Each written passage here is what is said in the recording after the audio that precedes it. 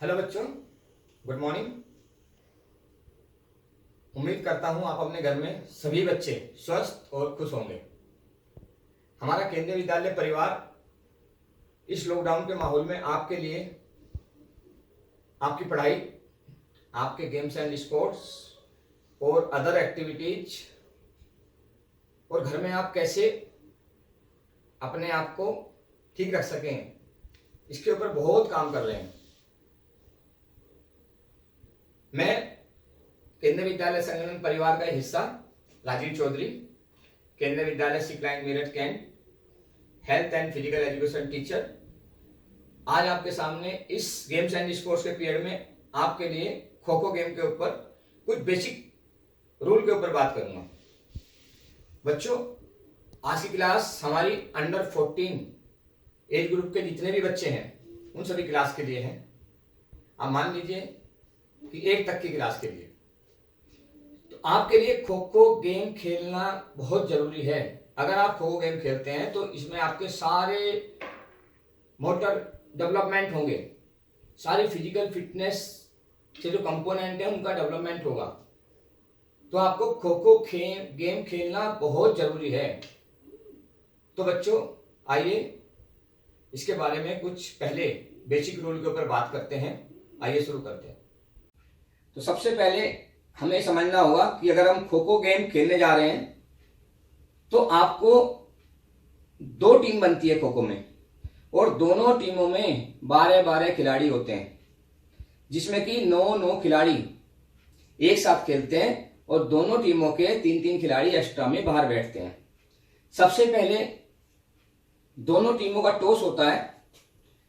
जो team toss जीतती है वो बताती है कि मैं चेजिंग साइड लेनी है या रनिंग साइड लेनी है। इसमें एक साइड चेजिंग साइड होती है, एक साइड रनिंग साइड होती है। जो एक टीम अंदर आके नीचे बॉक्स में बैठते हैं वो चेजर कहलाते हैं, और जो बाहर बैठते हैं और रनिंग करने के लिए आते हैं वो रनर्स कहलाते हैं। तो पहले मैं जो चेजिंग वाले बच्चे हैं उनके लिए कुछ जनरल रूल बताऊंगा। हम बच्चों 8 बॉक्स बने होते हैं इसमें, और जब 9 प्लेयर्स चेजिंग करने के लिए मैदान में अंदर आते हैं तो 8 बॉक्स में वो लोग बैठते हैं, और जो 9वां खिलाड़ी होता है वो गोल के पास खड़ा हो जाता है। तो 8 वो चेजर हो गए, और एक जो गोल के पास खड़ा है उसको कहेंगे एक्टिव चेजर। तो 9 प्लेयर्स ये हमारे हो गए। अब इनको किन किन बातों का ध्यान रखना है, अभी हम चेजिंग साइड के कुछ जनरल बातों की बात कर रहे हैं। तो जो हमारे चेजर है वो ध्यान रखेंगे कि जो अंदर डिफेंडर आएंगे रनिंग करने के लिए, चेजर कभी भी उसको जब पकड़ने वाले होते हैं तो धक्का नहीं देंगे, और जब खो देते हैं तो उनकी आवाज जोर से आनी चाहिए। खो खो के अलावा कोई दूसरा वर्ड नहीं बोलना है मुंह से। और अगर आप खो दे रहे हैं तो हमेशा टच करके खो देना है।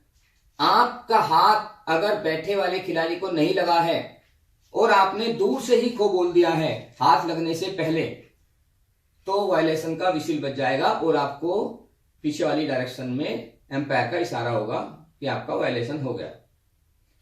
तो आपको ध्यान रखना है, जब आप खो दे रहे हैं तो टच एंड खो एक साथ हो। दोनों हाथों से खो नहीं देना है, एक हाथ से खो देंगे। आप कभी भी डिफेंडर को, बैठे हुए को, उसको जो आपका दूसरा साथी खिलाड़ी है उसको आप कभी भी धक्का नहीं देंगे, और डिफेंडर को कभी भी हाथ के अलावा पैर से नहीं पकड़ेंगे, अलाउ नहीं है। आप सिर्फ हाथ से पकड़ सकते हैं। एक और बात, आप जब दौड़ रहे होते हैं पकड़ने के लिए तो आप बैठे हुए चेजर को, जो बैठे हुए आपके और साथी चेजर हैं, आप अगर वो उठ गया है तो फाउल माना जाएगा। और लाइन जो क्रॉस लाइन बनी हुई होती है आप उससे आगे नहीं जा सकते।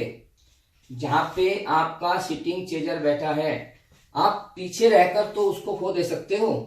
आपका पैर क्रॉस लाइन पे पहुंचे ना पहुंचे, आपका हाथ पहुंच जाए तो खो मानी जाएगी। लेकिन अगर आप उस क्रॉस लाइन से आगे निकल गए, आपके दोनों पैर, फिर पीछे आप हाथ करके खो देते हैं तो खो नहीं माना जाएगा। आपका एक पैर का कांटेक्ट क्रॉस लाइन पे होना चाहिए जब आप आगे जाते हैं। तो पीछे की तरफ कोई भी आपका एक पैर, पीछे वाला पैर या आपका कांटेक्ट क्रॉस लाइन से होना चाहिए। हाँ, अगर आप पीछे से खो दे रहे हैं और आगे जाके तो आपका पैर वहां तक पहुंचना जरूरी नहीं है। तो ये सब कुछ बातें हैं जो चेजर को ध्यान में रखनी है। एक और बात, जब चेजर किसी खिलाड़ी को आउट करता है तो वो डायरेक्शन का बहुत ध्यान रखता है। हमेशा आप 90 डिग्री के एंगल पे ही आउट कर सकते हो। अगर आप क्रॉस लाइन पे सीधे जा रहे हो और आपने इधर को एक बार टर्न कर लिया तो आप दूसरी तरफ नहीं जा सकते। आप सिर्फ 90 डिग्री के एंगल पर अटैक कर सकते हो। एक और बात, अस्थिरता पे आओ, इधर आओ सामने मेरे, उधर देखो, इधर सामने आओ। हाँ, अब जैसे आपने किसी डिफेंडर को पकड़ा, ये टच कर दिया, और आप पकड़ने के बाद आप ऐसे आउट की अपील करोगे, लेकिन आप पकड़ने के बाद एम्पायर की तरफ ऐसे देख के आउट नहीं बोलोगे, क्योंकि आपका फॉलो थ्रू कंप्लीट नहीं हुआ है। आपने एकदम से हाथ लगाने के बाद एकदम से ऐसे देख लिया तो आपने आउट करते ही शोल्डर चेंज कर दिए, तो आपका ये खिलाड़ी आउट नहीं माना जाएगा, वायलेशन होगा, आपको बैक जाना पड़ेगा, एम्पायर की विसिल बच जाएगी। ये छोटी छोटी बातें आपको ध्यान रखनी है। बैठ जाओ आप। ऐसे ही हमारी अब दूसरी टीम जो बाहर बैठी है, जो हमारे रनर्स है, उनके लिए कुछ छोटी छोटी बातें हैं। वो हमेशा, उनका एक बॉक्स बना हुआ है जहां 3-3 बच्चे करके वो बैठते हैं और 3-3 प्लेयर ही अंदर आएंगे। रेफरी के आदेश के अनुसार वो 3-3 खिलाड़ी अंदर आएंगे और जो 9 खिलाड़ी में से 3 खिलाड़ी अंदर आ जाते हैं, जो रनर, जब वो अंदर मैदान के अंदर एंट्री कर जाएंगे तो वो डिफेंडर कहलाएंगे। रनर 6 बाहर बैठे हैं, 3 अंदर आ गए तो वो डिफेंडर कहलाएंगे। इनके लिए भी कुछ बातें हैं कि ये जब इसके अंदर रनिंग कर रहे होते हैं बचने के लिए चेजर्स से, तो ये बैठे हुए चेजर को टच नहीं करेंगे। इनको एम्पायर का या रेफरी का वार्निंग मिलेगी, और अगर ये बार बार वार्निंग मिलने के बाद भी उसको टच कर रहे हैं तो उनको मैदान से बाहर निकाल देंगे। कई सारी बातें हैं बच्चों जो याद रखनी है। डिफेंडर जो हमारा रनर है, ये किसी भी डायरेक्शन में भाग सकता है। इसको तो सारे अंदर दौड़ने के अधिकार है। वो ऐसे भी दौड़ सकता है, वैसे भी दौड़ सकता है, उस एरिना के अंदर कहीं भी जा सकता है, जो हमारा खो खो फील्ड है। तो ऐसे ही छोटी छोटी बातें जब आप खो खो खेलने जा रहे हो आपको ध्यान रखनी है। इसमें एक और बात है, आपकी इसमें 2 इनिंग्स होती हैं। आपका टोटल जूनियर का गेम 39 मिनट्स का होता है। जैसे एक टीम पहले टॉस जीतती है और वो चेजिंग लेती है, तो 9 मिनट्स वो चेजिंग करेगी, फिर 3 मिनट्स का रेस्ट होगा, फिर ये जूनियर का है 9 मिनट्स नहीं, इसमें 7 मिनट्स का है। जूनियर का टाइम 7 मिनट्स का है।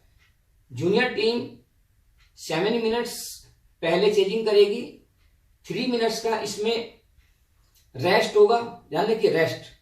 फिर दूसरी टीम 7 मिनट्स चेजिंग करेगी, दोनों टीमों ने एक एक बार चेजिंग कर लिया, फिर 5 मिनट का हाफ टाइम होगा। दोनों टीमों ने एक एक बार खेल लिया तो 5 मिनट्स का हाफ टाइम होगा। फिर दोबारा से पहले वाली टीम 7 मिनट्स चेजिंग करेगी और 3 मिनट का रेस्ट होगा, और फिर दूसरे वाली टीम 7 मिनट्स की चेजिंग करेगी। तो दोनों टीम 2 बार चेजिंग करेगी और 2 बार रनिंग करेगी। वो उसमें रूल आगे हैं, फॉलो थ्रू वगैरह, वो जो फॉलो ऑन वगैरह जो लेने का रूल है वो बाद में बताएंगे आपको आगे जाके। अभी छोटी छोटी बातें समझिए जब आप खो खो सीखने जा रहे हैं। तो बच्चों, अभी इस क्लास में मैंने आपको इतना बताया है। इस क्लास के बाद नेक्स्ट क्लास में हम आपको basic fundamental skill, offensive skill और डिफेंसिव स्किल्स पे बात करेंगे। Thank you.